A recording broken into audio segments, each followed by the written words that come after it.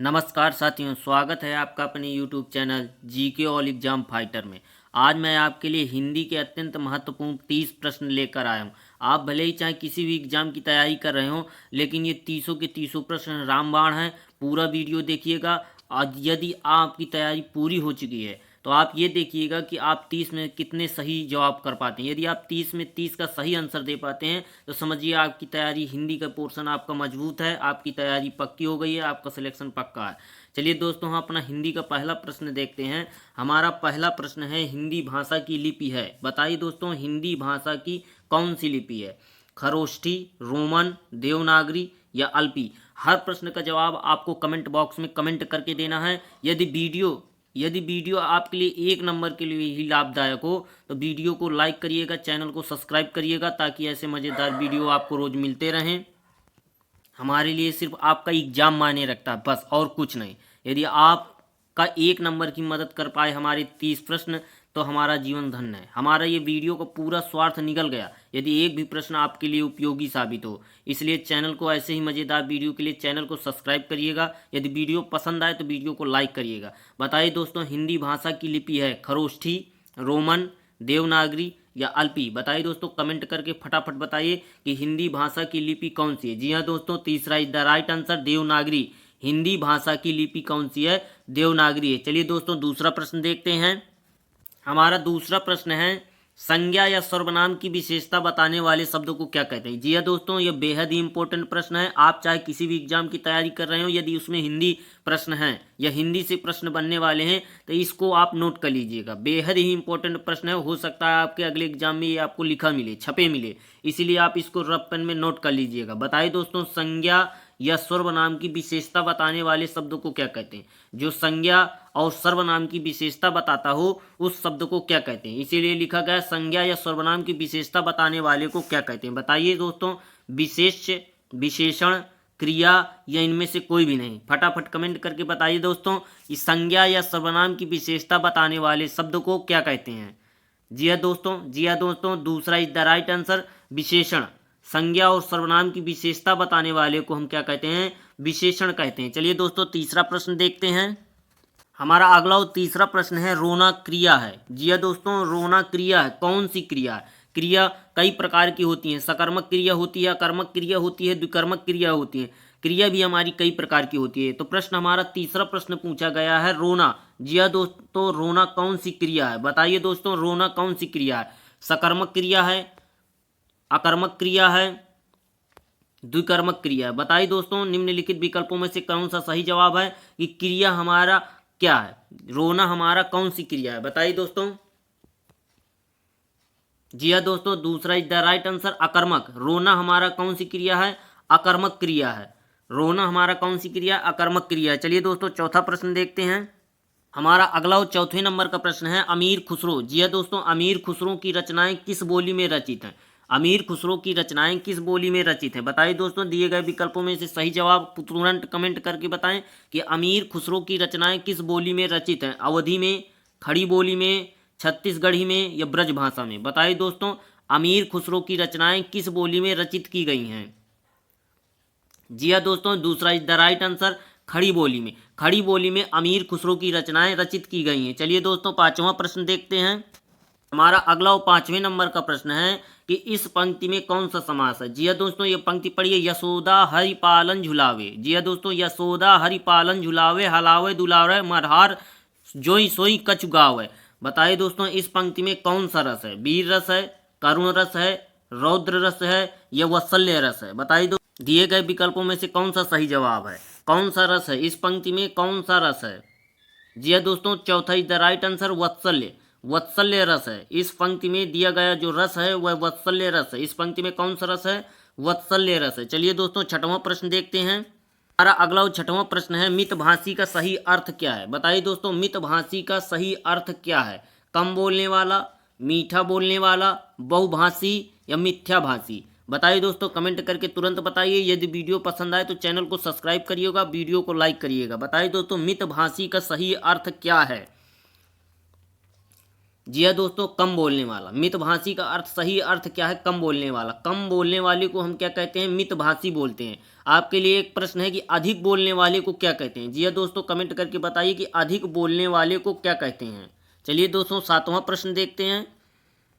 हमारा अगला और 7वां प्रश्न है अप्रत्याशित का सही अर्थ। जी हाँ दोस्तों, अप्रत्याशित का सही अर्थ बताइए दोस्तों। अप्रत्याशित का सही अर्थ कौन सा है? आशा के अनुरूप, निराशाजनक, निराशा आशा की गई, या अप्रत्यक्ष रूप से। बताइए दोस्तों, अप्रत्याशित का सही अर्थ कौन सा है? आशा के अनुरूप, निराशाजनक, जिसकी आशा ना की गई हो, या अप्रत्यक्ष रूप से। कमेंट करके बताइए दोस्तों।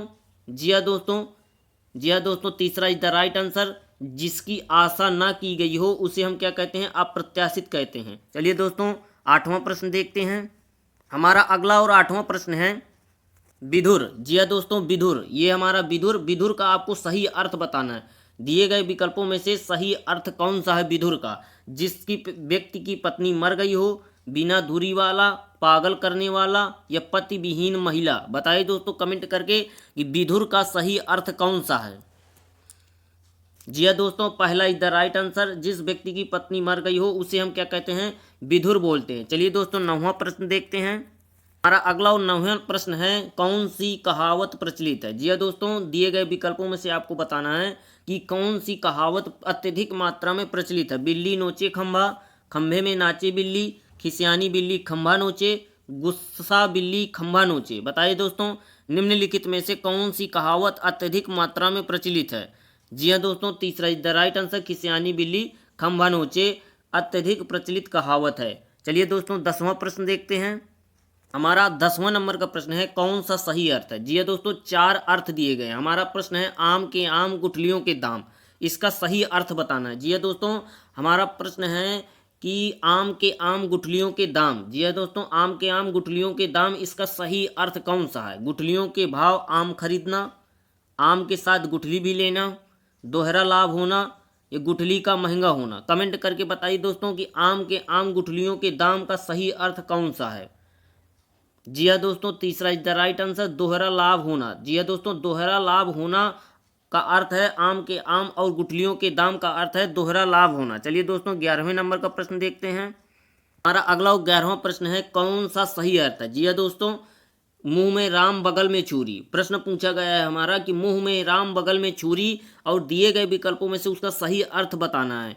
छुरी के साथ राम का नाम लेना, राम नाम जपते समय छुरी साथ रखना, कपटी आदमी, या डकैत का छुरी के राम नाम लिखना। जी हाँ दोस्तों, बताइए कि मुंह में राम बगल में छुरी का सही अर्थ कौन सा है। बताइए दोस्तों। जी हाँ दोस्तों, तीसरा इज द राइट आंसर। कपटी आदमी। मुंह में राम बगल में छुरी का सही अर्थ कौन सा है? कपटी व्यक्ति। चलिए दोस्तों, 12वां प्रश्न देखते हैं। अगला और 12वां प्रश्न है पानी पानी होना। जी हाँ दोस्तों, पानी पानी होने का सही अर्थ कौन सा है? चारों ओर जल भरा होना, पतला होना, प्रसन्न होना, या बहुत शर्मिंदा होना। बताइए दोस्तों कमेंट करके कि पानी पानी होने का सही अर्थ कौन सा है। जी हाँ दोस्तों, चौथा इज द राइट आंसर। बहुत शर्मिंदा होना। बहुत शर्मिंदा होना, पानी पानी का सही अर्थ कौन सा है? बहुत शर्मिंदा होना। चलिए दोस्तों, 13वां प्रश्न देखते हैं। हमारा अगला और 13वें नंबर का प्रश्न है कि निम्नलिखित में शुद्ध वर्तनी है। 4 विकल्प दिए गए हैं, श्रृंगार, श्रृंगार, श्रृंगार और श्रृंगार। हमें यदि श्रृंगार लिखना है, जी हाँ दोस्तों, कौन सा शब्द लिखना है? श्रृंगार। तो उसके लिए शुद्ध शब्द कौन सा है? आप जैसे श्रृंगार लिखेंगे तो आप 4 प्रकार से श्रृंगार लिख सकते हैं। पहले नंबर, दूसरा नंबर, तीसरा नंबर और चौथा नंबर। इन 4 प्रकारों से आप जो है श्रृंगार को लिख सकते हैं। लेकिन इसमें शुद्ध वर्तनी यानी बिल्कुल सही श्रृंगार कौन सा है? बताइए दोस्तों कमेंट करके कि श्रृंगार सही शुद्ध वर्तनी में कौन सा कहाँ पर श्रृंगार लिखा हुआ है। बताइए दोस्तों, दिए गए विकल्पों में से कौन सा विकल्प अत्यधिक मात्रा में सही। पढ़ेंगे तो हम इन चारों को श्रृंगारी, जी हाँ दोस्तों, चारों को हम श्रृंगार पढ़ेंगे। लेकिन यदि शुद्ध वर्तनी का इस्तेमाल करते हुए यदि हमें श्रृंगार लिखना है तो आप सही तरीके से श्रृंगार कैसे लिखेंगे? बताइए दोस्तों कमेंट करके। जी हाँ दोस्तों, चौथा इज द राइट आंसर। श्रृंगार यदि आप लिखना है तो उसको शुद्ध वर्तनी सहित आप इस तरह लिखेंगे। चौथा number is the right answer. चलिए दोस्तों, 14वें प्रश्न देखते हैं। हमारा 14वां और अगला प्रश्न है ब्रह्मा शब्द का सही अर्थ नहीं है। जी हाँ दोस्तों, आपको प्रश्न बहुत सही तरीके से पढ़ना है। इसमें पूछा गया है कि ब्रह्मा शब्द का अर्थ नहीं है, है नहीं पूछा गया, नहीं है पूछा गया। बताइए दोस्तों कौन सा ब्रह्मा शब्द का अर्थ नहीं है? स्वयंभू, प्रजापति, पशुपति या उदयन? बताइए दोस्तों ब्रह्मा शब्द का सही अर्थ नहीं है। जी हाँ दोस्तों, तीसरा is the right answer Pashupati. Pashupati हमारा ब्रह्मा शब्द का अर्थ नहीं है, ब्रह्मा शब्द का अर्थ नहीं है, इसलिए तीसरा is the right answer Pashupati. Pashupati हमारा ब्रह्मा शब्द का अर्थ नहीं है। चलिए दोस्तों 15वां प्रश्न देखते हैं। हमारा अगला 15वें नंबर का प्रश्न है, सब कुछ जानने वाले के लिए एक शब्द। जी हाँ दोस्तों, सब कुछ जानने वाले के लिए एक शब्द लिखना है। जो सब कुछ जानता हो उसे आप क्या कहेंगे? प्रधानाध्यापक, सर्वज्ञ, अनभिज्ञ या ज्ञेय? कमेंट करके तुरंत बताइए दोस्तों कि सब कुछ जानने वाले को क्या कहेंगे, या सब कुछ जानने वाले के लिए एक शब्द में आप क्या कहेंगे? प्रधानाध्यापक, सर्वज्ञ, अनभिज्ञ या ज्ञेय? जी हाँ दोस्तों, दूसरा इज द राइट आंसर सर्वज्ञ। जो सब कुछ जानता है उसे आप क्या कहेंगे? सर्वज्ञ कहेंगे। क्या कहेंगे? सर्वज्ञ कहेंगे। चलिए दोस्तों 16वें नंबर का प्रश्न देखते हैं। हमारा अगला और 16वें नंबर का प्रश्न है चेयरमैन। जी हाँ दोस्तों, चेयरमैन शब्द है। बताइए दोस्तों दिए गए विकल्पों में से चेयरमैन शब्द कौन सा है? यदि आपको वीडियो पसंद आए तो चैनल को सब्सक्राइब करिएगा और वीडियो को लाइक करिएगा। बताइए दोस्तों चेयरमैन शब्द है तत्सम, तद्भव, देशज या विदेशी? बताइए दोस्तों दिए गए विकल्पों में से चेयरमैन शब्द है तत्सम शब्द है, तद्भव शब्द है, देशज शब्द है या विदेशी शब्द है? बताइए दोस्तों। जी हाँ दोस्तों, चौथा इज द राइट आंसर विदेशी। चेयरमैन शब्द हमारा कौन सा है? विदेशी शब्द है। न तत्सम शब्द है, न तद्भव शब्द है, न देशज शब्द है। ये चेयरमैन कौन सा शब्द है? विदेशी शब्द है। चलिए दोस्तों 17वें नंबर का प्रश्न देखते हैं। हमारा अगला और 17वें नंबर का प्रश्न है यद्यपि। जी हाँ दोस्तों, यद्यपि शब्द का संधि विच्छेद है। आपको संधि विच्छेद बताना है। संधि विच्छेद तो आप जानते हैं ना, दो शब्दों के मेल को हम संधि कहते हैं। तो दो शब्द जो मिलकर आपस में बना हुआ है यद्यपि। यद्यपि जो है कई शब्दों से मिलकर या दो शब्दों से मिलकर बना हुआ है। तो यदि हम इसको अलग अलग कर दें या विच्छेद कर दें तो कैसे लिखेंगे आप यद्यपि को? बताइए दोस्तों यद्यपि का संधि विच्छेद कौन सा है? यद प्लस अपि, या प्लस घपि, यज्ञ प्लस पी, यदि प्लस अपि? बताइए दोस्तों निम्नलिखित विकल्पों में से सही जवाब कौन सा है कि यद्यपि का संधि विच्छेद कौन सा है? जी हाँ दोस्तों, चौथा इज द राइट आंसर यदि प्लस अभी। यदि प्लस अभी जो है यद्यपि का संधि विच्छेद है। जी हाँ दोस्तों, संधि विच्छेद है। चलिए दोस्तों 18वें नंबर का प्रश्न देखते हैं। यदि आपको वीडियो पसंद आए तो चैनल को सब्सक्राइब जरूर करिएगा।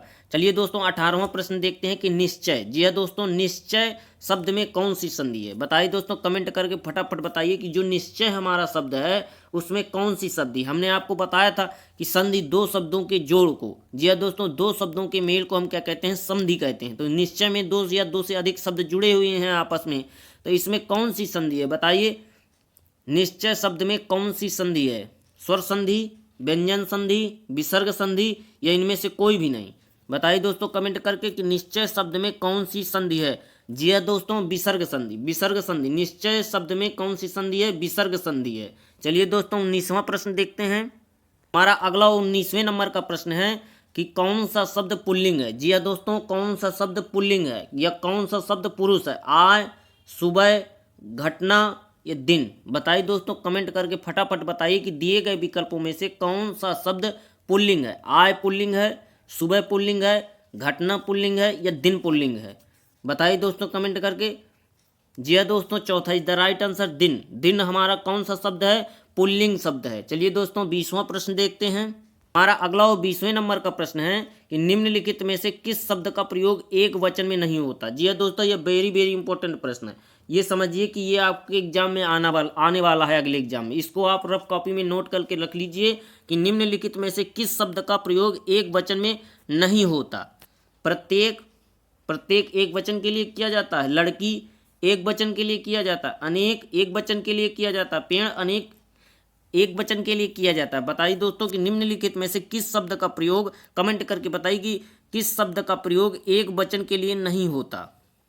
जी हाँ दोस्तों, अनेक एक वचन के लिए प्रयोग नहीं किया जाता। जब एक से अधिक व्यक्ति होते हैं या एक से अधिक चीज़ें होती हैं उसके लिए हम अनेक शब्द का प्रयोग करते हैं। इसीलिए ये पहला जो हमारा आंसर है प्रत्येक, यानी एक व्यक्ति के लिए इस्तेमाल होता है, लड़की एक व्यक्ति के लिए इस्तेमाल होता है, पेड़ एक व्यक्ति के लिए इस्तेमाल होता है या एक वस्तु के लिए इस्तेमाल होता है, लेकिन अनेक दो या दो से अधिक चीज़ों के लिए अनेक शब्द का इस्तेमाल किया जाता है। इसीलिए हम कहेंगे कि निम्नलिखित में से किस शब्द का प्रयोग एक वचन के लिए नहीं होता, अनेक। चलिए दोस्तों 21वां प्रश्न देखते हैं। हमारा अगला और 21वें नंबर का प्रश्न है, पाप पुण्य में कौन सा समास है। जी हाँ दोस्तों, वेरी वेरी इंपॉर्टेंट, इसको आप नोट कर लीजिएगा। ये आने वाला प्रश्न है कि पाप पुण्य में कौन सा समास है। बताइए दोस्तों, अव्ययी भाव समास है, द्वंद्व समास है, द्विगु समास है या बहुब्रीहि समास है। बताइए दोस्तों, फटाफट कमेंट करके बताइए। यदि वीडियो आपको पसंद आए तो चैनल को लाइक और सब्सक्राइब जरूर करिएगा। बताइए दोस्तों, पाप और पुण्य में कौन सा समास है। अव्ययी भाव समास है, द्वंद्व समास है, द्विगु समास है या बहुब्रीहि समास है। जी हाँ दोस्तों, पाप और पुण्य में द्वंद्व समास है। कौन सा समास है पाप और पुण्य में? द्वंद्व समास है। जैसे दिन और रात। दोस्तों कमेंट करके बताइए दिन और रात में कौन सा समास है। जी हाँ दोस्तों, दिन और रात में कमेंट करके बताइए कि कौन सा समास है। चलिए दोस्तों 22वें नंबर का प्रश्न देखते हैं। हमारा अगला वो 22वें नंबर का प्रश्न है, अभ्यागत। जी हाँ दोस्तों, अभ्यागत। अभ्यागत शब्द दिया गया है, अभ्यागत में कौन सा समास है। आपको समास बताना है कि अभ्यागत शब्द में कौन सा समास है। बताइए दोस्तों, अभ्य, अभि, अभय या आभा। बताइए दोस्तों कि अभ्यागत में कौन सा समास है। समास नहीं, उपसर्ग पूछा गया है। जी दोस्तों, रॉन्ग लिख गया है, उपसर्ग। आपको उपसर्ग बताना है कि अभ्यागत में कौन सा उपसर्ग है।